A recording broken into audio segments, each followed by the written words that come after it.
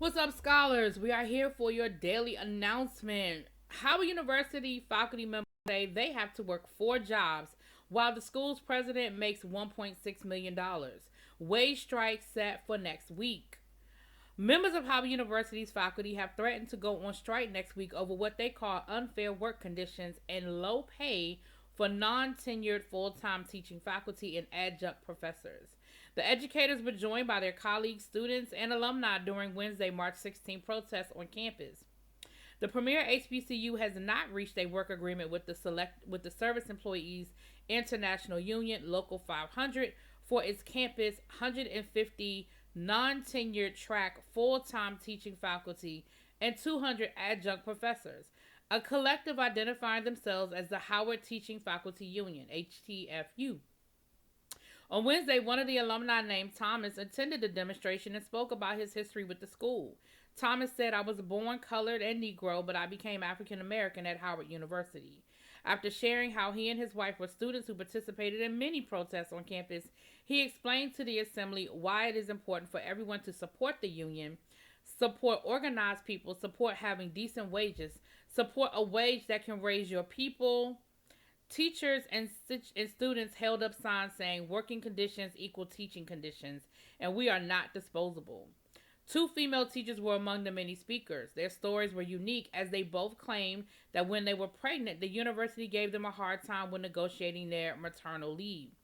They said while the school gave them a lot of leave, the university was not willing to give them the money they needed. Now, with infants to raise, the 2 English teachers who have taught for 3 years over 300 students contend their salaries are too low to afford childcare. A flyer circulated about the dispute states the group has been negotiating with the administration for almost 3 years.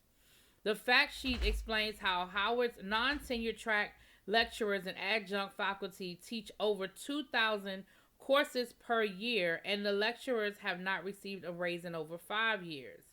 At the same time, it reports Howard's tuition has been raised 19% over the past 5 years, and the school president receives a salary of $1.649 million, adding he makes over a half a million more than the American university president. Based on the information presented by the HTFU, the cost of living, these educators working at Howard are the lowest paid HBCU academians in the United States, and some have to work as many as 4 extra jobs to survive in the Washington area, where the cost of living is crazy, okay? The union is fighting for adjuncts to receive the same pay as their full-time teaching counterparts, since students pay the same tuition amount for the course credits, regardless of the teacher's credentials. They would like the opportunity to apply, provided that they are qualified for full-time lecturer positions when they become available, and go ahead to teach 3 courses per semester, which will allow them to qualify for health insurance.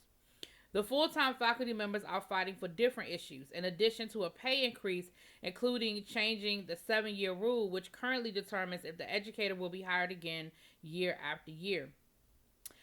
Contingent faculty leader and Howard alumnus Cyrus Hampton stated, "The university leadership has made it clear that a better teaching environment and better learning environment is unimportant to them. They have left us no choice but to strike because of their continued bad faith bargaining." Marcus, associate professor of physics and the president of Howard's Senate Elective Council, Faculty Senate, says the faculty are important to student learning. Their demands are just. They are not alone. Because students, alumni, and tenured faculty stand with them, they will win. In a statement, Howard University's administration said, "Our commitment to a peaceful bargaining process has not changed, and we will continue advancing good faith efforts to reach an agreement with the union and address the needs of adjunct and non-tenure track faculty at the university." The protest started on October 12, 2021 and ended after student protesters at the university came to an agreement. That was about the student protest, I'm sorry. So yeah, I'll keep you guys posted and see if they actually go on strike. We'll definitely come back. Y'all let me know what y'all think. Talk to y'all later.